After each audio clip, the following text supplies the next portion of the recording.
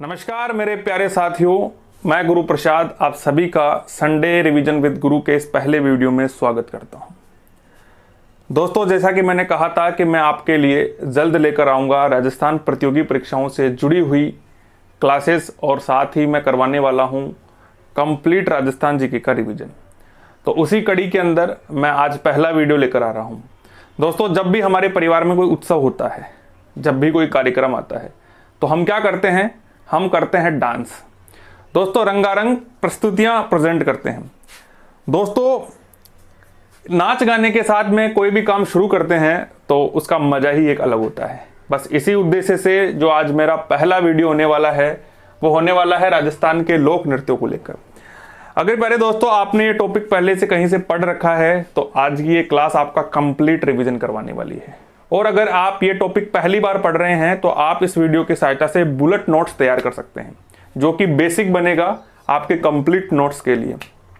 और वैसे भी अगर आपको कंप्लीट नोट्स चाहिए तो आप मुझे कमेंट कर देना, मैं आपको कंप्लीट नोट्स जो मैंने बनाए हैं वो आपको प्रोवाइड करवा दूंगा। चलिए दोस्तों, ये रिवीजन क्लासेस हैं तो बिना समय गंवाए हमारी रिवीजन क्लासेस को स्पीड देते हैं और शुरू करते हैं। तो आज हम पढ़ने वाले हैं राजस्थान के लोक नृत्य। दोस्तों, नृत्य क्या होते हैं? नृत्य विशेष मुद्राएं होती है। जब हम खुशी के माहौल में होते हैं या हम खुशी व्यक्त करते हैं तो हम अपने हाथ पैरों को हिलाते हैं, बस वही नृत्य है। अब हमारे इस भारत में दो तरह के नृत्य होते हैं। एक दोस्तों शास्त्रीय नृत्य होते हैं और एक लोक नृत्य होते हैं। अब शास्त्रीय नृत्य कौन से होते हैं? तो दोस्तों ऐसे कुछ नृत्य होते हैं जिनको करने के लिए हमें विशेष प्रकार से कुछ नियमों, कुछ कानूनों का हमें पालन करना पड़ता है, जिन्हें हमें अभ्यास के द्वारा सीखना पड़ता है। ठीक है, तो वो शास्त्रीय नृत्य कहलाते हैं। और हमारे भारत में दो तरह के शास्त्रीय नृत्य होते हैं, एक उत्तरी भारत के और एक दक्षिणी भारत के। तो दक्षिण भारत का तो भरतनाट्यम होता है, हम सभी को पता है। दक्षिण भारत का जो प्रसिद्ध शास्त्रीय नृत्य है वो कौन सा है? भरतनाट्यम। जी हाँ दोस्तों, जिसकी धर्मेंद्र की जो पत्नी है हमारी हेमा मालिनी, प्रसिद्ध अदाकारा है हेमा मालिनी, वो की इस भरतनाट्यम की प्रसिद्ध अदाकारा है। ठीक है, और अगर हम बात करें तो उत्तरी भारत के, देखो दोस्तों, उत्तरी भारत का शास्त्रीय नृत्य हमारी राजस्थान प्रतियोगी परीक्षाओं के लिए इंपॉर्टेंट है। क्यों? क्योंकि हमारा राजस्थान भी उत्तरी भारत में आता है। तो राजस्थान और हमारा उत्तरी भारत का जो प्रसिद्ध शास्त्रीय नृत्य है वो दोस्तों कौन सा है? वो है कथक। कौन सा है दोस्तों? कथक। इसका जो घराना है वो भारत में तो लखनऊ है। दोस्तों इसका जो घराना है वो भारत में तो कहां है? लखनऊ में। और राजस्थान में कहां है? जयपुर में। तो जयपुर है ना, इस कथक का प्राचीन घराना रहा हुआ है। ठीक है, और अभी भी है। जन्मदाता इसके दोस्तों भानुजी महाराज है। कौन है? भानुजी महाराज। और ये भानुजी महाराज लखनऊ यूपी के ही हैं। और प्रसिद्ध इसका कलाकार है, वर्तमान में जो प्रसिद्ध कलाकार है वो अपने बिरजू महाराज है। और बिरजू महाराज भी दोस्तों लखनऊ यूपी के हैं। चलिए दोस्तों, ये तो हमें छोटी सी बात याद रखनी थी। हमारा ये टॉपिक का विषय भी नहीं है, लेकिन जब हम अपने लोक नृत्य को स्टार्ट कर रहे हैं तो हम एक बेसिक इसकी बना रहे हैं, एक रोड मैप बना रहे हैं, जिससे हम अपनी टॉपिक की ओर आगे बढ़ सके। ठीक है, तो दोस्तों आगे बढ़ते हैं। अब हम बात करते हैं हमारे टॉपिक के बारे में, जिसका नाम है लोक नृत्य। जैसा कि दोस्तों हम सभी को पता है कि शास्त्रीय नृत्यों को करने के लिए विशेष प्रकार की मुद्राओं की आवश्यकता होती है, कुछ नियम कानूनों की जरूरत होती है। लोक नृत्य में ऐसा कुछ नहीं है, जैसा है वैसा मन से नाचिए। हमारे राजस्थान के लोक नृत्यों में आपने देखा होगा कि जैसे ही गाना बजे, पीड़ी लुगड़ी लांबो घूंघट, चाल भाई नाच बाजू, काड़ो कूद पड़ो मेड़ा में, चालो भाई नाच बाजू। तो विशेष प्रकार के हम मुद्राएं नहीं चाहिए हमको नाचने के लिए, हमारे जैसा मन करता है वैसे नाचते हैं। तो वो ही क्या हो जाते हैं? प्रसिद्ध हो जाते हैं। और वही हमारे क्या कहलाते हैं दोस्तों? लोक नृत्य कहलाते हैं या बन जाते हैं। दोस्तों लोक नृत्य 4 प्रकार के होते हैं। अब ऐसा नहीं है लोक नृत्यों को कि वैसे फिक्स हो गया भाई 4 प्रकार के, ही नहीं। ये तो हमने हमारी अध्ययन की सुविधा के अनुसार इनको 4 भागों में बांट दिया है। और हमारे टॉपिक के हिसाब से जो हम पढ़ेंगे इन 4 प्रकारों को ही पढ़ने वाले हैं। ठीक है, तो केवल और केवल हम अध्ययन अच्छे से कर सके उसके लिए हमने इनको कितने भागों में बांट दिया दोस्तों? 4 भागों में बांट दिया। तो दोस्तों सबसे पहला है जातीय और जनजातीय नृत्य। तो ऐसे लोक नृत्य जो किसी जाति में फेमस हो गए हैं, जैसा कि हम पढ़ते हैं भील जनजाति का एक बहुत ही फेमस नृत्य है गौरी नृत्य। तो वो भील जनजाति के अंदर क्या हो गया? पॉपुलर हो गया। तो वो क्या कहलाया? भील जनजाति का क्या कहला गया? तो वो भील जनजाति का क्या कहलाया? जनजातीय नृत्य कहलाया। इसी प्रकार से बहुत सारे नृत्य हैं। दोस्तों क्षेत्रीय नृत्य क्या होते हैं? क्षेत्र विशेष में प्रसिद्धि पा चुके जो नृत्य होते हैं वो क्षेत्रीय नृत्य कहलाते हैं। सीधी सी बात है। जैसा कि हम सीकर में जाते हैं, इधर शेखावाटी क्षेत्र में जाते हैं, तो वहां पर एक कच्ची घोड़ी नृत्य बहुत फेमस है। अब दोस्तों ऐसा नहीं है कि जो एक नृत्य क्षेत्रीय नृत्य है वो व्यावसायिक नहीं हो सकता। अगर दोस्तों हम उसी नृत्य को पैसा कमाने के लिए उपयोग में ले तो वो क्या कहलाएगा, फिर व्यावसायिक नृत्य कहलाएगा। तो कच्ची घोड़ी एक व्यावसायिक नृत्य भी हो गया। वैसे फेमस एक तेहरा ताली नृत्य है दोस्तों, वो व्यावसायिक नृत्य है। किसी भी हमारे घर में कोई प्रोग्राम होता है तो हम पैसे देकर उन कलाकारों को बुलाते हैं और वो बहुत ही अच्छे से उसको प्रेजेंट करते हैं। तो तेहरा ताली जो नृत्य है वो व्यावसायिक नृत्य है। और व्यावसायिक नृत्य सीधी सी बात है, जिससे व्यवसाय होता है, जिससे पैसा आता है, वो व्यावसायिक नृत्य होते हैं। धार्मिक नृत्य दोस्तों, जब भी हमारे घर में कोई धार्मिक कार्यक्रम होता है, जैसे कि गणगौर मान लीजिए, या फिर हमारे घर में कुछ ऐसे कार्यक्रम हो रहे हैं जिसमें हम किसी देवी देवता को पूज रहे हैं, शादी में आपने देखा होगा कि वर वधू को धार्मिक स्थानों पर ले जाया जाता है, तो वहां पर हम जो नृत्य करते हैं, विशेष तौर पर गणगौर पर जो महिलाएं नृत्य करती है वो क्या है, धार्मिक नृत्य होता है। हमारे राजस्थान का प्रसिद्ध घूमर नृत्य भी एक प्रकार का धार्मिक नृत्य है। दोस्तों ये हमने यहाँ पर अपनी एक पृष्ठभूमि तैयार की है। अब हम चलते हैं हमारी मेन टॉपिक के ऊपर, जिसका नाम है राजस्थान के लोक नृत्य, और 1 बाय 1 हम इन नृत्यों को देखने की कोशिश करेंगे। तो सबसे पहले हम चलते हैं राजस्थान के जातीय और जनजातीय नृत्यों पर। चलिए दोस्तों बढ़ते हैं हमारे पहले नृत्य के ऊपर, जो कि है जातीय और जनजातीय नृत्य। और इसमें हम सबसे पहले बात करेंगे दोस्तों भील जनजाति के लोक नृत्यों के बारे में। दोस्तों मैं आपको इन वीडियोस के माध्यम से एक चीज का यकीन दिला देता हूं कि जितना मैं इन वीडियोस के माध्यम से आपको रिवाइज करवा रहा हूं वो पर्याप्त है। दोस्तों राजस्थान की चाहे कोई भी प्रतियोगी परीक्षा हो, इनसे बाहर इन टॉपिक्स में से कुछ भी नहीं जाने वाला है। और अगर फिर जाएगा तो ये समझिए फिर वो किसी से भी नहीं होगा। उसके लिए तो आपको बहुत ही डीप स्टडी करनी होगी। दोस्तों जो जो मेन चीजें हैं और जो जो एग्जाम में पूछी जा चुकी हैं, केवल उन्हीं चीजों का मैं यहाँ पर संकलन कर रहा हूँ। तो आप बेफिक्र रहिए और बहुत ही मन लगाकर चीजों को रिवाइज कीजिए। तो दोस्तों हम बढ़ते हैं भील जनजाति के ऊपर। दोस्तों ये भील जनजाति के कुछ नृत्य हैं जिनमें गवरी, गैर, युद्ध, रमणी, द्विचक्री, घुमरा, हाथीमना, लाठी, बेरिहाल, गोर, हिचकी, भागोरिया और डेक्कन नृत्य हैं। दोस्तों भील जनजाति का एक नृत्य होता है शिकार नृत्य, और इसको याद करने के लिए तो आपको किसी प्रकार की कोई ट्रिक की जरूरत ही नहीं है, क्योंकि भील जो है वो अधिकतर शिकार करते हैं। हम जब भी कोई मूवी देखते हैं और उनमें भीलों को दिखाया जाता है तो शिकार करते हुए अक्सर देखने को मिलते हैं। तो एक इनका नृत्य है दोस्तों, वो है शिकार नृत्य। शिकारी नृत्य दूसरा है दोस्तों, शिकार नृत्य दूसरा है। तो शिकारी तो दूसरा नृत्य है, और ये जो शिकार नृत्य है वो ये भील जनजाति के लोग करते हैं। तो ये तो भीलों से आपको याद आ जाएगा। अब मैं आपको इन नृत्यों की एक ट्रिक बताता हूं, बहुत ही शानदार। उस ट्रिक को अगर आपने एक बार तरीके से समझ लिया ना दोस्तों, तो भील जनजाति के नृत्य आप कभी नहीं भूलेंगे। बस आपको जो इनके मेन नृत्य हैं उनके बारे में 2-4 बातें और याद रखनी है। तो चलिए हम उस ट्रिक की ओर बढ़ते हैं। लेकिन हम देखिए दोस्तों, काफी वीडियोस के माध्यम से आपने या काफी किताबों के माध्यम से आपने कई ट्रिकें देखी होंगी। अब उनमें क्या होता है, एक सिंपल सा एक स्टेटमेंट होता है और उनके माध्यम से चीजों को समझाया जाता है। लेकिन दोस्तों जब यही चीजें याद नहीं रहती है तो वो ट्रिक कैसे याद रहेगी। तो उससे पहले, किसी भी ट्रिक को बनाने से पहले हमें क्या करना होता है, एक पृष्ठभूमि तैयार करनी पड़ती है, कहानी बनानी पड़ती है। दोस्तों ये वीडियोस भले ही लंबे होंगे लेकिन आपको मजा आएगा पढ़ने में, इतना मजा आएगा कि चीजें आपके बहुत ही आसानी से रिवाइज हो जाएगी। ठीक है, तो दोस्तों हमें किसी भी ट्रिक को बनाने के लिए कहानी क्रिएट करनी पड़ती है। वो कहानी क्या है, पहले वो बनाते हैं। दोस्तों ऐसा है कि एक लड़की है भीलों की, उसको कुछ गुंडे उठा के ले गए। ठीक है, तो अब गुंडे उठा के ले गए तो भीलों को जब ये बात पता पड़ी तो सीधी सी बात है, युद्ध तो होने वाला ही है, क्योंकि उनको भीलों को अपनी लड़की छुड़ा के लानी है। आपने एक मूवी देखी होगी RRR, उसमें ऐसा ही तो है। अंग्रेज उस लड़की को क्या कर ले जाते हैं, वो छोटी जो लड़की होती है उसको उठा के ले जाते हैं, और फिर अपना जो NTR है वो भील जनजाति का तगड़ा योद्धा होता है, वो क्या करता है, युद्ध करने के लिए जाता है। बस इसी मूवी से हमें ट्रिक बनानी है। क्या बनानी है, देखिए दोस्तों कि भीलों की एक लड़की है गवरी, वो गैरों के युद्ध में क्या कर रही है, रम पीकर 2 बार घूम रही है। भीलों की एक लड़की है गवरी, वो गवरी गैरों के युद्ध में रम पीकर 2 बार घूम रही है। 2 बार घूमने से हमें 2 नृत्य याद करने हैं दोस्तों। 2 बार घूमने से मतलब है द्विचक्री, और घूमने से मतलब है घूमरा नृत्य। ठीक है, तो इस चीज को याद रखना कि जो भीलों की लड़की है गौरी, वो गैरों के युद्ध में रम पीकर 2 बार घूम रही है। अब हाथी पर बैठा बैरी, सीधी सी बात है, जो हमारा दुश्मन होगा वो हमारा बैरी होगा। तो हाथी पर बैठा बैरी उसे गौर से देख रहा है दोस्तों। क्या कर रहा है, गौर से। तो एक नृत्य इनका गौर भी है, वो मैं ये रहा। तो हाथी पर बैठा बैरी जो है उस लड़की को गौर से देख रहा है। अब जब गौर से उसको देख रहा है तो एक भील को ये बात पसंद नहीं आई। तो पहले तो ली उसने हिचकी और फिर क्या ली, हाथ में लाठी, और भाई साहब क्या कर रहे, उनने दुश्मनों को, उन गुंडों को पीटने लग गया। अब भाई साहब जैसे ही पीटने लग गया तो आधे तो भाग गए और आधों ने क्या है भैया, गोडे टेक दिए। बस इसी कहानी से हमें ये भीलों के जितने नृत्य हैं वो याद हो जाएंगे। मैं एक बार फिर से आपको बता देता हूं कि भीलों की लड़की गौरी गैरों के युद्ध के अंदर रम पीकर 2 बार घूम रही है। हाथी पर बैठा बैरी उसको गौर से देख रहा है। अब भील जनजाति के किसी एक आदमी को यह चीज पसंद नहीं आई। अब जब पसंद नहीं आई तो उसने क्या ली, पहले हिचकी, फिर हाथ में उठाई लाठी और फिर भैया उनको धड़ाधड़ क्या करने लग गया, पीटने लग गया।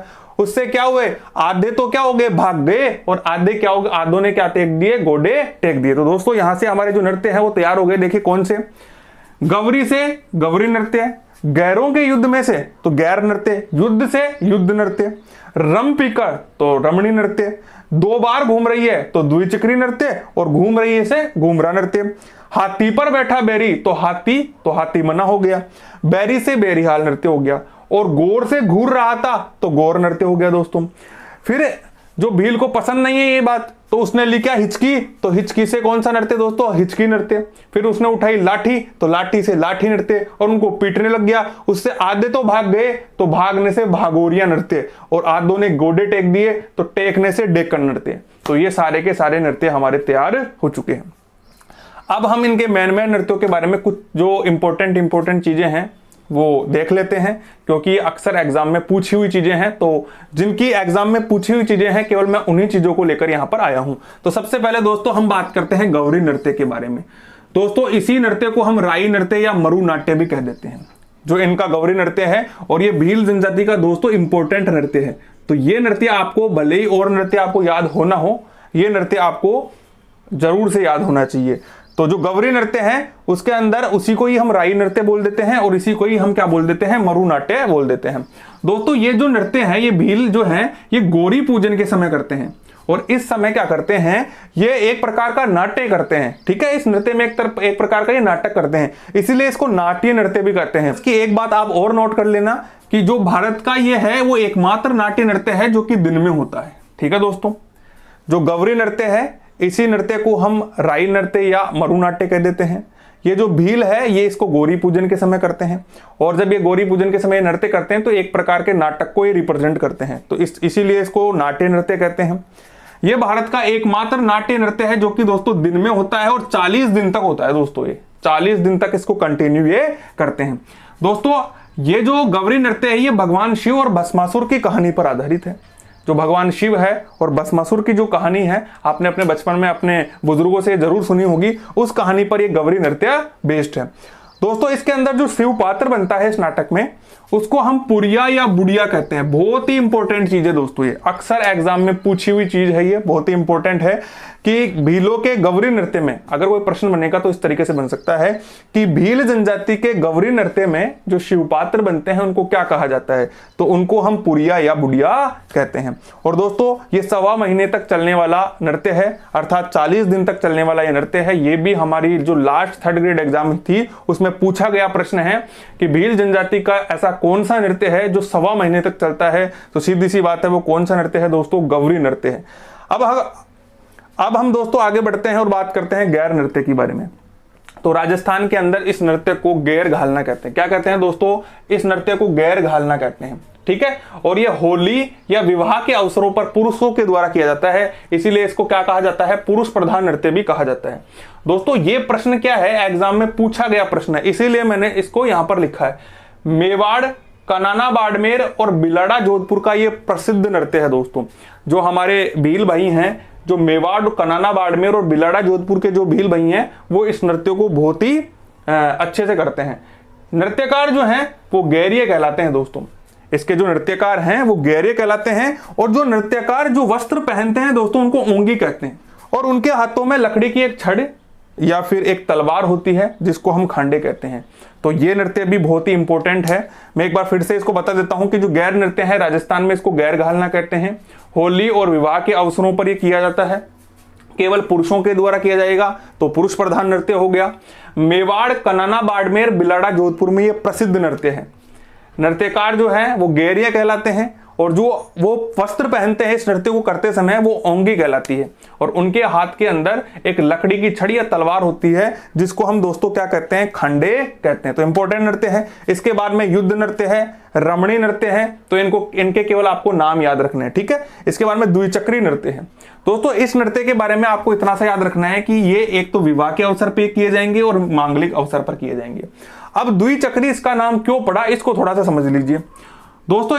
इसमें क्या होते हैं कि जो स्त्री और पुरुष है वो दो व्रतों के रूप में क्या करते हैं, डांस करते हैं। एक बीच में व्रत बनाते हैं और एक उसके बाहर व्रत बनाते हैं और एक तरीके से घूम घूम कर नृत्य करते हैं। तो बाहर वाला जो नृत्य है वो तो पुरुषों द्वारा बनाया जाएगा। किससे बनाया जाएगा, पुरुषों के द्वारा। कहने का मतलब जो बाहर वाला व्रत होता है उसमें पुरुष होते हैं और जो अंदर वाला व्रत होता है उसके अंदर दोस्तों महिलाएं होती है। क्या होती है, महिलाएं। तो जो महिलाएं पुरुष है वो दो चक्र बनाकर द्विचक्री नृत्य को करते हैं। पता ये होना चाहिए कि बाहर वाले जो चक्र है उसके अंदर पुरुष होंगे और जो अंदर वाला जो चक्र है उसके अंदर कौन होगी, महिलाएं होंगी और विवाह और मांगलिक अवसर पर ये किए जाते हैं। घूमरा नृत्य का केवल आपको नाम याद रखना है। हाथीमना नृत्य के अंदर क्या होता है दोस्तों, ये पुरुषों द्वारा घुटनों के बल बैठकर विवाह अवसरों पर किया जाता है। ये जो भील जनजाति के पुरुष हैं ये किसी भी विवाह के उपलक्ष्य में घुटनों के बल बैठ जाते हैं और इस नृत्य को प्रेजेंट करते हैं। तो ये अपने आप में एक इंपॉर्टेंट नृत्य है और परीक्षा में पूछा गया प्रश्न है कि भीलों का ऐसा कौन सा नृत्य है जो घुटनों के बल बैठकर किया जाता है। तो वो दोस्तों कौन सा नृत्य है, हाथीमना नृत्य है। अब हम बात करते हैं लाठी नृत्य की। तो उसके केवल आपको नाम याद रखना है। बेरिहाल नृत्य के बारे में आपको यह याद रखना है कि ये रंग पंचमी के उपलक्ष्य पर किया जाता है। जो हमारा बेरिहाल नृत्य है वो रंग पंचमी के उपलक्ष्य पर किया जाता है और ये भांदा गांव उदयपुर खेरवाड़ा के अंदर बहुत ही ज्यादा प्रसिद्ध है। इसके बाद में हिचकी, बागोरिया और डेकन, ये जो तीन नृत्य है इनके केवल आपको नाम याद रखने हैं। कई बार प्रश्न ऐसा पूछ लिया जाता है कि इनमें से कौन सा नृत्य है जो भील जनजाति का नृत्य नहीं है। जैसे मान लो एक तो हिचकी दे दे, एक भागोरिया दे दे, एक डेकन दे दे और एक कोई दूसरा नृत्य दे दे, मान लो चरी नृत्य दे दे, तो उनमें से आपको फिर छांटना पड़ेगा कि कौन सा तो इनके अंदर भील जनजाति का नृत्य नहीं है और कौन सा है। तो वहां पर हमें नृत्यों के नाम याद रखने पड़ेंगे। तो मैं फिर से एक बार वो जो मैंने कहानी आपको बताई थी वो बता देता हूं कि भीलों का युद्ध छिड़ गया गुंडों से। तो जो भीलों की लड़की गौरी है वो गैरों के युद्ध में क्या कर रही है, रम पीकर 2 बार घूम रही है। अब भाई साहब किसी के भी युद्ध के अंदर आप रम पीकर घूमोगे तो हाथी पर जो बैठा बैरी है वो तो गौर से ही देखेगा उसको कि यार यहाँ तो युद्ध चल रहा है, इधर ये डांस कर रही है। अब भाई साहब अपने जैसे किसी भील भाई को ये पसंद नहीं आया तो उसने क्या होगी, पहले तो उसने ली हिचकी, फिर हाथ में उठाई लाठी और धड़ाधड़ उनको पीटने लग गया। अब क्या हुआ भाई साहब, आधों ने तो गोडे टेक दिए, आधे बेचारे भाग गए। तो इन्हीं चीजों से जो मैंने आपको बताई है सीरियल वाइज आप इनसे अच्छे से नृत्य याद कर सकते हैं। 2 नृत्य इंपॉर्टेंट है, एक गौरी और एक गैर। हाथीमना और बेरिहाल नृत्य के बारे में आपको छोटी छोटी चीजें ध्यान में रखनी है। तो चलिए दोस्तों अब हम आगे बढ़ते हैं हमारे नेक्स्ट नृत्य के बारे में जो कि है गरासिया नृत्य। चलिए दोस्तों हमारे अगले नृत्य की तरफ बढ़ते हैं और दोस्तों ये जो नृत्य है वो है गरासिया जनजाति का नृत्य। दोस्तों गरासिया जनजाति के नृत्यों से जुड़ी हुई जितने भी इंपॉर्टेंट चीजें हैं वो मैं यहाँ पर आपके सामने कंप्लीट डिस्कस करने वाला हूँ। तो आप यहाँ पर स्क्रीनशॉट ले सकते हैं या फिर बुलेट नोट्स तैयार कर सकते हैं। चले दोस्तों इसको रिवाइज करते हैं।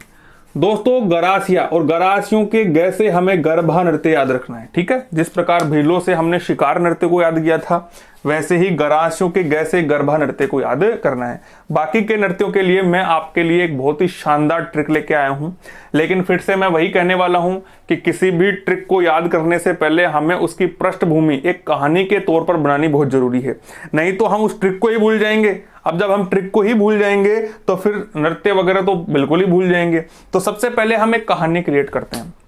दोस्तों गरासियों में गाय छुपी है। गरासिया शब्द को अगर हम ध्यान से सुनते हैं तो हमें गाय का स्वर सुनाई देता है। अब दोस्तों गायों से जुड़ा हुआ है गोविंद। गोविंद हमारे भगवान श्री कृष्ण, और हम सभी को पता है कि भैया भगवान श्री कृष्ण कहाँ विराजते हैं, गोकुल में विराजते हैं, क्योंकि गायों का माखन उन्होंने कहाँ खाया था, गोकुल में खाया था। और इस गोकुल शब्द को पकड़कर मैंने एक ट्रिक बनाई है, बस इस ट्रिक को आप याद कर लीजिए। गरासियों से जुड़े हुए जितने भी नृत्य है आपको एकदम बहुत ही सरलता से याद हो जाएंगे। वो ट्रिक है दोस्तों कि भगवान श्री कृष्ण के दर्शन जब आप गोकुल में करने जाएंगे तो वहाँ पर आपको मिलेगा मावा। और दोस्तों जब उस मावे को आप खाओगे ना तो आपको ज़िंदगी के अंदर सबसे बेहतरीन सुख मिलने वाला है। ये मानिए इतनी मौज आने वाली है आपको कि जैसे तो आपने अपने जीवन का सब कुछ पा लिया है। अगर आप मुझसे पूछोगे कि गोकुल का मावा कैसा है तो मैं तो आपको मेरे अनुभव बता पाऊंगा, लेकिन अगर आप खुद वहां पर जाकर मावे की मौज लोगे तो आपको मावे की मौज तो आएगी ही आएगी, साथ में गरासियों के जितने भी नृत्य हैं वो भी याद हो जाएंगे। ठीक है, तो दोस्तों बढ़ते हैं हमारे ट्रिक के ऊपर। ट्रिक ये कहती है कि मावे की मौज गोकुल में है भैया, बस आपको दौरा करना होगा। किसी से सुनकर मौज नहीं लेनी है कि भैया वो जाके आया था, भाई मावा कैसा है वहां का, बहुत तगड़ा मावा है, भैया उसको मौज आइए, आपको काहे की मौज आइए। आपको अगर मौज लेनी है तो भगवान श्री कृष्ण के दर्शन करने आपको गोकुल में जाना है और जो मावा है वहां का उसकी मौज लेनी है। तो ट्रिक हमारी यह है कि मावा की मौज गोकुल में दौरा करना होगा। क्या करना होगा? दौरा करना होगा। तो दोस्तों यहां पर जो माँ है, इस मावा से दो नृत्य याद रखने हैं आपको। इस माँ से दोस्तों आपको याद रखना है मांदल नृत्य, और इस वा से दोस्तों आपको याद रखना है वालर नृत्य। इस की से आपको कोई नृत्य याद नहीं रखना। इस मो से दोस्तों आपको याद रखना है मोरिया नृत्य। दोस्तों ये वही नृत्य है गणपति बप्पा मोरिया वाला। और इस जैसे आपको याद रखना है ज्वार नृत्य। गोकुल शब्द से 3 नृत्य आपको याद रखने हैं, और इस गोकुल से हमारी ट्रिक भी बनी है, तो ये शब्द तो अपने आप में इंपॉर्टेंट है। गो से दोस्तों यहां बना है गोल नृत्य, कू से बना है कूद नृत्य, और लै से बना है लूर नृत्य। तो गो से गोल नृत्य, कू से कूद नृत्य और लै से लूर नृत्य। तो गोकुल से 3 नृत्य हो गए। इस मैं से दोस्तों आपको कोई नृत्य याद नहीं रखना। इस दो से आपको याद रखना है दोहा नृत्य, और इस रा से आपको याद रखना है रायण नृत्य। और दोस्तों आपके यहां पर गरासिया जनजाति के कंप्लीट नृत्य हो गए। अगर आपको ये छोटी सी कहानी और ये छोटी सी ट्रिक याद है कि मावा की मौज गोकुल में है, दौरा करना होगा, तो यकीन मानिए आपको गरासिया जनजाति से जुड़े हुए सारे के सारे नृत्य बहुत ही आसानी से याद हो जाएंगे। अब दोस्तों इसमें कुछ इंपॉर्टेंट बातें हैं जो कि विगत वर्षों के अंदर राजस्थान प्रतियोगी परीक्षाओं से जुड़ी हुई परीक्षाओं में पूछी गई है, केवल उन्हीं के बारे में हम बात करेंगे। ठीक है, तो यकीन मानिए यहां से बाहर कुछ भी नहीं जाने वाला। तो सबसे पहले हम बात करते हैं दोस्तों वालर नृत्य की, और ये वालर नृत्य बहुत ही इंपॉर्टेंट है। जब हम गरासिया जनजाति के नृत्य पढ़ते हैं तो गरासिया जनजाति के नृत्यों में सबसे इंपॉर्टेंट नृत्य है, तो इसकी ये सारी बातें आपको पता होनी चाहिए। अपने आप में इंपॉर्टेंट क्यों है दोस्तों? क्योंकि ये गरासियों का घूमर कहलाता है, और आप सभी को पता है कि घूमर जो है वो राजस्थान का राज्य नृत्य है। तो इसी शब्द से, इस घूमर शब्द से ये वालर नृत्य अपने आप में इंपॉर्टेंट हो जाता है, क्योंकि ये गरासियों का क्या कहलाता है? घूमर। दोस्तों ये जो वालर नृत्य है ये गरासी गणगौर के अवसर पर करते हैं, और दोस्तों ये राजस्थान का एकमात्र ऐसा नृत्य है जो बिना वाद्य यंत्र के होता है। ये जो मैंने अभी लाइन बोली है, ये लाइन भी इस नृत्य को अपने आप में बहुत इंपॉर्टेंट बना देती है। तो एक तो गरासियों का घूमर और एक राजस्थान का एकमात्र नृत्य जो बिना वाद्य यंत्र के होते हैं, इनसे ये नृत्य बहुत ही इंपॉर्टेंट हो जाता है। दोस्तों ये एक प्रकार का युगल नृत्य है। युगल नृत्य में स्त्री और पुरुष दोनों नाचते हैं, हम सभी को पता है।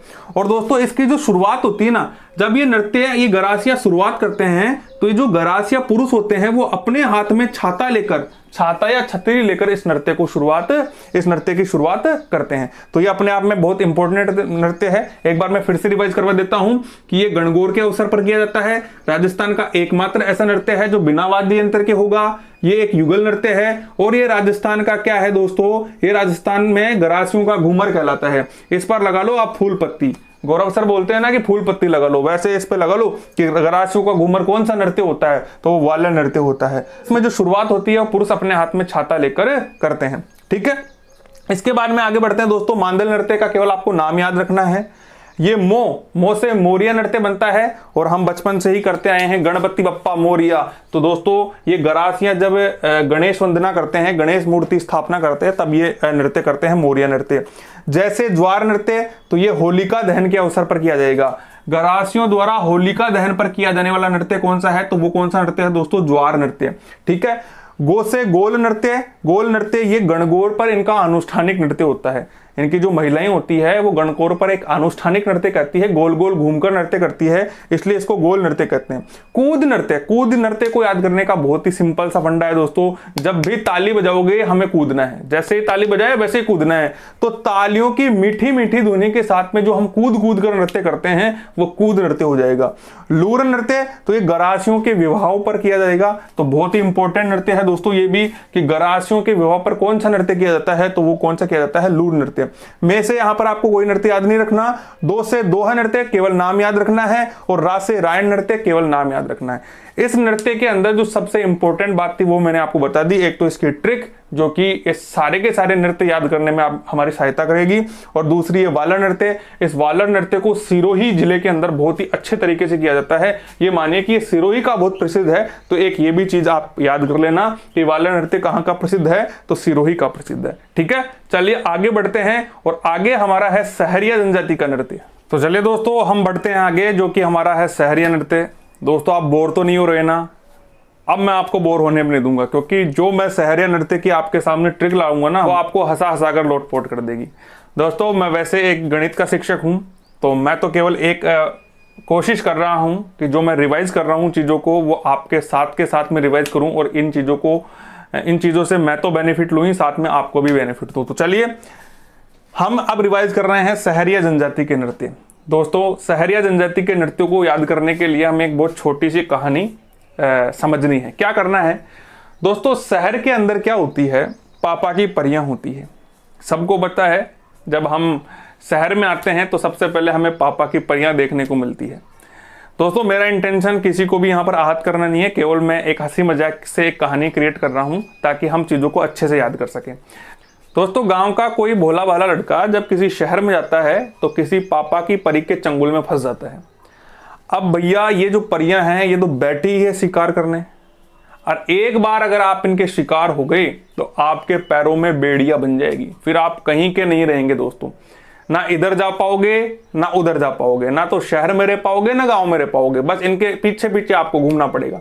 तो अगर जीवन के अंदर आपके सुदृढ़ लक्ष्य हैं, जीवन के अंदर अगर आप ऊंचाइयों तक जाना है आपको, तो इन पापा के परियों से थोड़ा दूर रहना। ठीक है, हमारी जो यहाँ पर कहानी क्रिएट हो रही है उसको आपको थोड़ा सा समझना है कि एक भोला भाला लड़का है गाँव का, और वो जब शहर में जाता है तो किसी ना किसी पापा की परी के चंगुल में फंसकर उसका शिकारी बन जाता है। और एक बार अगर वो शिकारी हो गया तो उसका फिर ये झोला खाली करवाने में लग जाएगी, और कभी तो उससे लहंगा मांगेगी, कभी कुछ और मांगेगी। तो दोस्तों यहीं से ही हमारे नृत्य हो गए। दोस्तों पापा की परी कहने का मतलब इंद्र परी। ठीक है, तो इंद्र पापा की परी से हमें इंद्र परी नृत्य याद रखना है। जब वो किसी लड़के का शिकार कर रही है तो वहां से हम समझ जाएंगे कि भाई शिकारी नृत्य है। तो यहां पर देखिए दोस्तों, शिकार नृत्य जो हमने पढ़ा था वो भील जनजाति में पढ़ा था, यहां पर सहरिया जनजाति का शिकारी नृत्य है। ठीक है, जो लड़कियां हैं वो शिकारी होती है, ये याद रखना। आप तो शिकार नहीं करती, वो शिकारी होती है। और पैरों में बेड़ियां बंधने से दोस्तों बेड़नी नृत्य याद रखना है। और भैया आपका झोला खाली करवाएगी तो झोला खाली करवाने से हमें झेला नृत्य याद रखना है। और कभी लहंगा मांगेगी कभी कुछ मांगेगी तो लहंगा से हमें लहंगा याद रखना है। तो दोस्तों केवल और केवल इनके नाम आपको याद रखने हैं सहरिया जनजाति के। अगर कुछ चीजें आपको एक्स्ट्रा याद रखनी है तो ये याद रख लेना कि इनमें इंद्रपरी और शिकारी नृत्य है ये इनके पुरुष करते हैं, और लहंगा नृत्य भी इनके पुरुष करते हैं, बाकी या तो महिलाएं करती है या फिर ये युगल नृत्य है। ठीक है, आगे बढ़ते हैं, और आगे हमारा एक और इंपॉर्टेंट नृत्य है जिसका नाम है कथोड़ी नृत्य। चले दोस्तों आगे बढ़ते हैं, और आगे हम बात करेंगे कथोड़ी जनजाति से जुड़े हुए कुछ नृत्यों के बारे में। तो दोस्तों अब तो बहुत ही छोटे छोटे नृत्य आने वाले हैं जनजाति से, तो ये अब परीक्षा की दृष्टि से इनके केवल नृत्य के जो नाम है वो इंपॉर्टेंट रहते हैं। ठीक है, तो कथोड़ी जनजाति का नृत्य हम पढ़ने वाले हैं। कथोड़ी जो जनजाति है वो मूलतः महाराष्ट्र की है, और अगर हम राजस्थान में इसकी बात करें तो ये उदयपुर में जो झाडोल और कोटड़ा तहसील है वहां पर ये निवास करती है। दोस्तों यहाँ पर ये जो कथोड़ी शब्द है इसका अर्थ होता है कत्था। जी हाँ दोस्तों, वही कत्था जो पान में लगाया जाता है, और ये केर और खैर के वृक्ष से तैयार होती है। तो बहुत ही छोटे छोटे नृत्य हैं इनके। दो ही नृत्य आपको याद रखने हैं, एक मावलिया नृत्य और एक होली नृत्य। मावलिया नृत्य ये इनके पुरुष करते हैं और नवरात्रि के अवसर पर करते हैं, और होली नृत्य ये होली के अवसर पर करते हैं। दोस्तों दो नृत्यों के लिए तो क्या ट्रिक बनाए, फिर भी आप इतना सा याद रख लेना कि जब भी किसी के घर पे आप होली पर जाओगे तो आपको वो पान और मावा देगा। क्या देगा? पान और मावा खाने के लिए देगा। ठीक है। तो मावा से आप याद रख सकते हो मावलिया नृत्य, होली से आप याद रख सकते हो होली नृत्य, और पान शब्द आएगा तो कत्था शब्द आपके दिमाग में आएगा, और कत्थे से आपको कथोड़ी जनजाति याद आ जाएगी। चलिए दोस्तों आगे बढ़ते हैं कुछ और इंपॉर्टेंट नृत्यों के बारे में, केवल उनके हमको नाम याद रखने हैं, ठीक है। चलिए दोस्तों आगे बढ़ते हैं और कुछ इंपॉर्टेंट नृत्यों के बारे में बात करते हैं। इनमें से हम बात करेंगे कंजर जनजाति, मीणा जनजाति और भाट जनजाति के नृत्यों के बारे में। बहुत ही छोटे छोटे नृत्य हैं और जो इंपॉर्टेंट नृत्य है वो हमें याद रखने हैं। दोस्तों कंजर जनजाति के दो नृत्य हैं, एक तो चक्री नृत्य और एक धाकड़ नृत्य, ठीक है। इनमें से आपको ये चक्री नृत्य थोड़ा सा याद रखना है दोस्तों। इसके अंदर ये कंजर जनजाति की जो कुंवारी कन्याएं हैं वो डांस करती है चक्री में, और वैसे भी दोस्तों चक्री कौन रहती है, कुंवारी कन्याएं ज्यादा चक्री रहती है। तो इससे याद रख सकते हो आप कि जो कंजर जनजाति की जो कुंवारी कन्याएं होती है वो कौन सा नृत्य करती है, तो वो चक्री नृत्य करती है। अब जब कुंवारी कन्याएं हैं तो सीधी सी बात है अंग संचालन बहुत ही तीव्र करेगी, बहुत ही तेज डांस करेगी, हाँ ठीक है। दोस्तों हाड़ौती में बहुत प्रसिद्ध है ये नृत्य, हाड़ौती क्षेत्र का प्रसिद्ध है, और ये जो है कजली तीज पर किया जाता है, ठीक है। कुंवारी कन्याओं पर कजली तीज पर ये नृत्य किया जाएगा, और कजली तीज आप सभी को पता ही है कब आती है, भाद्र कृष्ण तृतीया को आती है, ठीक है। इसके बाद में धाकड़ नृत्य है, तो ये एक झाला भाव की इनकी झांकी होती है, उसके उपलक्ष्य पर ये कौन सा नृत्य करते हैं, धाकड़ नृत्य करते हैं।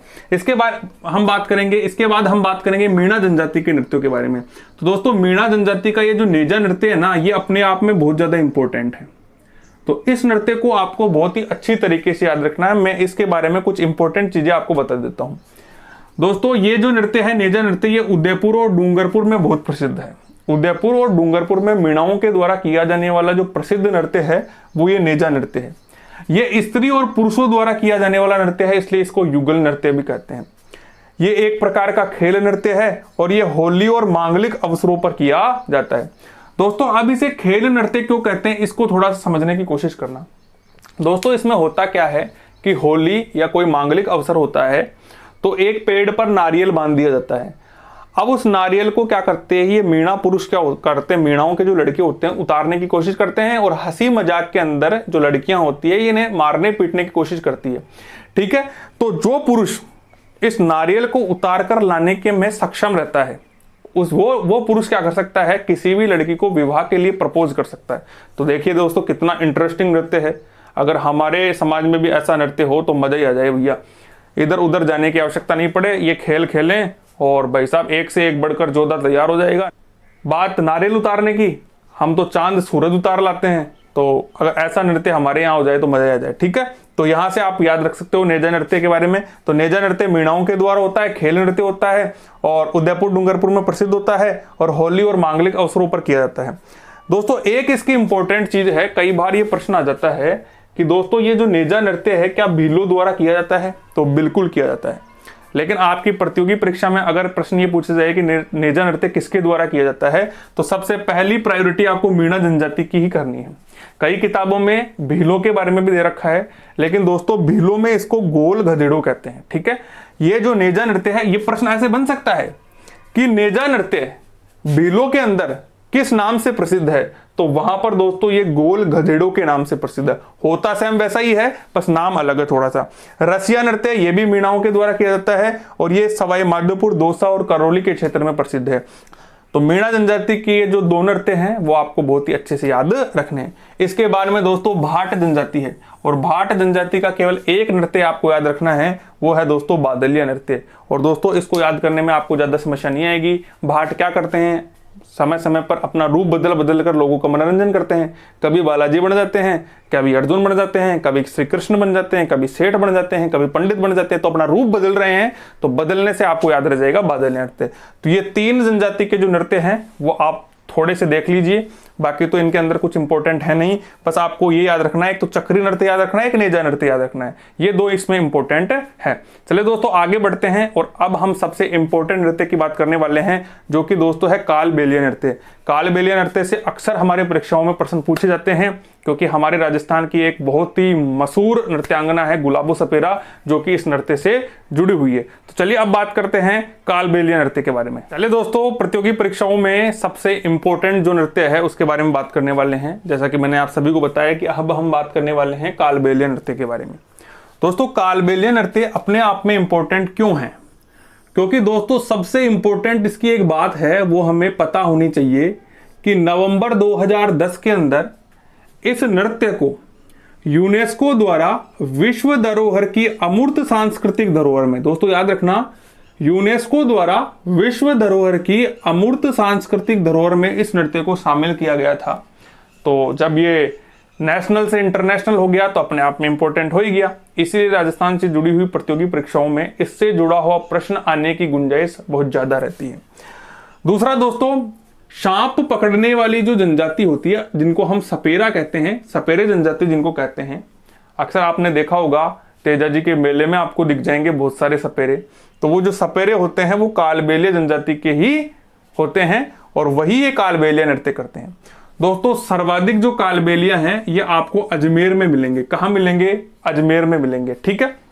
अब दोस्तों यहीं से आपको एक बहुत ही सिंपल सी मैं ट्रिक बता देता हूं कि जो सपेरे हैं वो अजमेर के बाईपास पर मिलेंगे। आपसे कोई मान लो ये पूछे कि बताइए सपेरे कहां मिलेंगे, तो उनको आपको इस प्रश्न का सिंपल सा उत्तर देना है कि सपेरे जो हैं वो आपको अजमेर के बाईपास पर मिलेंगे। तो जो बाईपास शब्द है वहां से इनके 4 नृत्य आपको याद करने हैं। कौन कौन से हैं दोस्तों? बासे बांगड़िया नृत्य। और ये जो बांगड़िया नृत्य है वो ये कालबेलिया जो स्त्रियां होती है ये भीख मांगते समय करती है। दूसरा दोस्तों, इसे आपको याद रखना है इंडोनी नृत्य, जो कि एक प्रकार का युगल नृत्य है। युगल नृत्य कहने का मतलब यह है कि इसमें स्त्री और पुरुष दोनों नृत्य करते हैं। पास से दोस्तों आपको याद रखना है पणिहारी नृत्य। कौन सा याद रखना है? पणिहारी नृत्य। और से दोस्तों आपको याद रखना है संकरिया नृत्य। और कालबेलिया में जो संकरिया नृत्य है यही सबसे ज्यादा इंपॉर्टेंट है। क्यों है इंपॉर्टेंट? क्योंकि दोस्तों ये प्रेम संबंधी नृत्य है। क्या है? प्रेम संबंधी नृत्य है। और जो नृत्य प्रेम से संबंधित होगा वो अपने आप में इंपॉर्टेंट होगा ही होगा। दोस्तों एक इंपॉर्टेंट चीज और है इस नृत्य के बारे में, वो है कि जो हमारी जो गुलाबो सपेरा है, राजस्थान में जिसने गुलाबो सपेरा का नाम नहीं सुना, ये समझिए किसी का भी नाम नहीं सुना, पद्मश्री से सम्मानित है। और ये जो महिला है इसको पूरा क्रेडिट जाता है इस नृत्य को यूनेस्को की अमूर्त सांस्कृतिक धरोहर में शामिल कर। गुलाबो सपेरा, कमली, कंचन सपेरा, ये इस नृत्य की प्रसिद्ध नृत्यांगनाएं हैं। तो अपने आप में इंपॉर्टेंट नृत्य है, परीक्षा की दृष्टि से भी इंपॉर्टेंट है। तो एक बार मैं फिर से रिवाइज करवा देता हूं आपको। कालबेलिया सपेरा जनजाति होती है, ये आपको सर्वाधिक अजमेर में मिलेंगे। यूनेस्को द्वारा विश्व धरोहर की अमूर्त सांस्कृतिक धरोहर में इस नृत्य को नवंबर 2010 में शामिल किया गया था। ट्रिक अगर आपको याद रखनी है तो इतना से याद रखना है कि जो सपेरे हैं वो अजमेर के बाईपास पर मिलेंगे। तो बाईपास जो शब्द है इससे आपको 4 नृत्य याद रखने हैं। बासे बांगड़िया नृत्य में स्त्रियां भीख मांगते समय करेंगी। ई से इंडोनी नृत्य है, ये एक प्रकार का युगल नृत्य है। पास से पणिहारी नृत्य और से संकरिया नृत्य। संकरिया नृत्य के बारे में आपको इतना सा याद रखना है कि इस नृत्य की जो प्रसिद्ध जो नृत्यांगनाएं हैं वो आपके गुलाबो सपेरा, कमली और कंचन सपेरा है। और ये एक प्रकार का प्रेम संबंधी नृत्य है। चलिए दोस्तों अब कुछ इंपॉर्टेंट नृत्यों के बारे में और बात करते हैं। उनमें हम एक बंजारा नृत्य को देखेंगे, एक गुर्जर नृत्य को देखेंगे और एक मेव जनजाति के नृत्य को देखेंगे। दोस्तों इनसे भी अक्सर परीक्षा में प्रश्न पूछ लिए जाते हैं, लेकिन इनमें जो नृत्य है वो एक आध नृत्य ही है जो इंपॉर्टेंट है। तो हम केवल उन्हीं नृत्यों के बारे में बात करेंगे। तो सबसे पहले हम बंजारा जनजाति के जो नृत्य हैं, जिन्हें हम बंजारा नृत्य कहते हैं, उनके बारे में बात कर लेते हैं। दोस्तों एक ही नृत्य आपको याद रखना है, कौन सा? मछली। इतना सा याद रखना है कि बंजारे जो होते हैं वो एक जगह तो रहते नहीं हैं, जगह जगह घूमते रहते हैं। और जब वो जगह जगह घूमते रहते हैं तो ये समझिए कि वो मछली पकड़ पकड़ खाते हैं। इतना सा याद रखना है। तो बंजारों का एक नृत्य आपको याद रखना है, कौन सा? मछली नृत्य। दोस्तों ये नृत्य जो है वो बाड़मेर और मारवाड़ में प्रसिद्ध है। ठीक है। रात्रि के समय ये नृत्य किया जाता है और स्त्री प्रधान नृत्य होता है, स्त्रियों द्वारा किया जाता है। इस नृत्य में होता क्या है दोस्तों कि जो बंजारा जो स्त्रियां होती है, जब ये बंजारा एक जगह से दूसरी जगह घूमते हैं तो ये रात्रि में अपने क्या बनाते हैं? लंगर लगाते हैं। और वहां पर ये रात्रि में एक नृत्य करते हैं, मछली नृत्य। उसमें करते क्या है कि ये जो महिलाएं होती है ये आसमान की तरफ जो चांद होता है, आसमान में जो चांद होता है उसको शिव मानती है और खुद को क्या मानती है? ये पार्वती का रूप मानती है। और ये कामना करती है कि शिव हमसे मिलने आएंगे, अर्थात चंद्रमा पृथ्वी पर उतरेगा। अब ऐसा तो दोस्तों असंभव है, चांद तो नीचे आने से रहा। तो जब ये नृत्य शुरू होता है तब तो इनके मन में हर्षोल्लास होता है कि भैया जो शिव जी है वो हमसे मिलने आएंगे, लेकिन जब शिव जी आते नहीं है, चंद्रमा पृथ्वी पर आता नहीं है, तो ये दुखी हो जाती है। तो राजस्थान का एकमात्र ऐसा नृत्य है जो शुरू तो हर्षोल्लास से होता है, लेकिन जिसका अंत दोस्तों किसके साथ में होता है? दुख के साथ में होता है। इसमें जो चंद्रमा होता है वो शिव होता है, और जो बंजारा स्त्रियां होती है वो स्वयं को क्या मानती है? पार्वती का रूप मानती है। तो सबसे इंपॉर्टेंट नृत्य है दोस्तों ये कि जो मछली नृत्य है वो किसके द्वारा किया जाता है? अगर ऐसा प्रश्न आए तो वो दोस्तों बंजारा स्त्रियों के द्वारा किया जाता है। इसके बाद में दोस्तों गुर्जर जनजाति का नृत्य, इसमें दो नृत्य आपको पढ़ने हैं, चरी और झूमर। ऐसा समझिए दोस्तों कि एक गुर्जरों की लड़की है जो कि कहीं से पानी लेकर आ रही है, और ये समझिए कि उसकी जो चरी है वो पूरी तरीके से पानी से भरी हुई है। अब पानी लाएगी तो किसी ना किसी चरी में ही लाएगी। अब वो जब झूम झूम कर आ रही है तो पानी भी ऊपर से क्या कर रहा है? फलक फलक कर रहा है। बस इतना सा याद रखना है कि एक गुर्जरों की छोरी है जो चरी में क्या कर रही है? पानी ला रही है, और झूम झूम कर आ रही है, और पानी भी फलक फलक करके बाहर आ रहा है। ठीक है, यहीं से आपको चीजें याद हो जाएंगी। तो दोस्तों चरी से आपको चरी नृत्य याद रखना है। अब चरी महिलाएं लेकर आएगी तो महिला प्रधान नृत्य हो गया। सिर पर एक पीतल का कलश रखकर, सीधी सी बात है, चरी कहां पर रखी जाएगी? अपने सिर पर रखी जाएगी। बस आपको इतना सा याद रखना है कि उसमें पानी नहीं होगा, क्या होगा? आग होगी। तो आग जलाकर ये क्या करती है? एक सिर पर एक कलश रख लेती है पीतल का, उसमें आग जलाकर ये नृत्य करती है। तो वो कौन सा नृत्य हो गया दोस्तों? चरी नृत्य हो गया। किसके द्वारा किया जाएगा? तो गुर्जर जनजाति की लड़कियों द्वारा किया जाएगा। प्रसिद्ध जो नृत्यांगना है दोस्तों वो याद रखना फल्गुबाई, और ये किशनगढ़ अजमेर की है। जैसा कि मैंने बताया ना अभी कि चरी जो है वो झूम झूम कर ला रही है और पानी फड़क फड़क कर रहा है, तो फलक से आपको याद रखना है फल्गुबाई।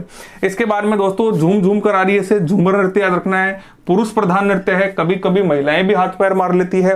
प्रसिद्ध करने वाली जो महिला थी दोस्तों वो थी डालीबाई, और ये वही डालीबाई है जो हमारे लोक देवता हैं श्री रामदेव जी रुणीचा धाम में जो विराजते हैं, उनकी दोस्तों ये धर्म बहन बनी थी।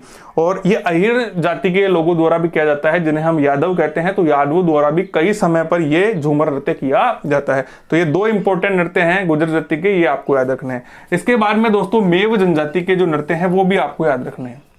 मेव क्या है? तो ये मेवात प्रदेश में रहने वाली जनजाति है, मेवात अलवर में है। दोस्तों ये जो मेव हैं ये पुराने समय में मीणाई थे, लेकिन बलबन द्वारा इनको जबरदस्ती मुस्लिम बना दिया गया। अब दोस्तों अगर किसी को आप जबरदस्ती कुछ काम करवाओगे तो उसके साथ तो खारी होगी ना। जैसा कि हम हमारे बुजुर्गों से सुनते हैं कि भाई हम तो बेजा खारी करिए भाई, है ना। तो जब जबरदस्ती आप उनको मीणाओं से क्या बना रहे हो? मुस्लिम बना रहे हो, तो उनमें खारी होगी। तो खारी से दोस्तों आपको याद रखना है खारी नृत्य। तो मेव जनजाति का एक कौन सा नृत्य है? खारी नृत्य। दूसरा भैया अगर आप किसी के साथ में बुरा करोगे तो वो तो रण का ऐलान करेगा ही करेगा। तो एक इनका नृत्य है रणबाजा नृत्य, जो कि ये स्त्री और पुरुष दोनों करते हैं। ठीक है, और एक जब भाई साहब रण होगा तो किसी ना किसी की जीत होगी। ये मान लीजिए इन मेवातियों की जीत हो गई तो फिर वहां पर नाच गाना होगा, और वो नाच गाना कौन करेगा? तो वो करेगा एक बाई, जो कौन होगी? रतबाई होगी। और रतबाई से आपको रतबाई नृत्य याद रखना है, जो कि महिलाओं द्वारा किया जाता है। और महिलाएं जब इस नृत्य को करती है तो दो तरह के वाद्य यंत्र बजाए जाते हैं, एक अलगोजा और एक दमामी। तो दोस्तों यहां पर हमारे जनजाति से रिलेटेड जितने भी नृत्य हैं वो कंप्लीट हो गए हैं। ऐसे तो बहुत सी जनजातियां हैं और उनके बहुत से नृत्य भी हैं, लेकिन हमारी परीक्षा के दृष्टि से जो इंपॉर्टेंट है वो सारी चीजें मैंने आपको रिवाइज करवा दी गई है। अगर कोई चीज आपको फिर भी समझ में नहीं आ रही है तो एक काम करना, वीडियो को पीछे ले जाकर एक बार फिर से सारी चीज़ों को देखना, स्पीड बढ़ाकर देख लेना। वैसे भी ये चीज़ें तो हम रिवाइज ही कर रहे हैं। हमारा इस यूट्यूब चैनल का एक ही मोटिव है कि हम ज़्यादा से ज़्यादा चीज़ों को दोबारा से रिवाइज कर सकें और बुलेट नोट्स उनके तैयार कर सकें। ठीक है दोस्तों, अब ये वीडियो बहुत ही ज़्यादा हो रहा है, इसीलिए हम इस वीडियो को यहीं विराम देते हैं। और हम जो इसके नेक्स्ट पार्ट में, मैंने आपको बताया था कि मैं कोशिश ये करूंगा कि मैं एक ही वीडियो में आपको सब कुछ दे दूं, लेकिन दोस्तों अगर वीडियो बहुत ही ज़्यादा लंबी हो जाएगी तो वो बोरिंग लगने लग जाएगी। इसलिए क्या करेंगे कि अगर वीडियो ज़्यादा लंबी हो रही है तो हम ये कोशिश करेंगे कि इसको एक या दो या ज़्यादा से ज़्यादा तीन पार्ट से बाहर नहीं जाने दूंगा। ये मेरा आपको प्रॉमिस है, 3 वीडियो से ज़्यादा बाहर नहीं जाने दूंगा। तो ऐसे इन 1 या 2 वीडियोज़ के माध्यम से मैं आपको ये सारी की सारी चीज़ें रिवाइज करवा दूँ। तो कैसा लगा वीडियो अगर पसंद आया है तो भैया अपने दोस्तों के साथ में भी शेयर कर दीजिए। आज के इस वीडियो में इतना ही, मिलेंगे नेक्स्ट वीडियो में कुछ क्षेत्र से रिलेटेड इंपॉर्टेंट लोक नृत्य लेकर। जय हिंद, जय भारत।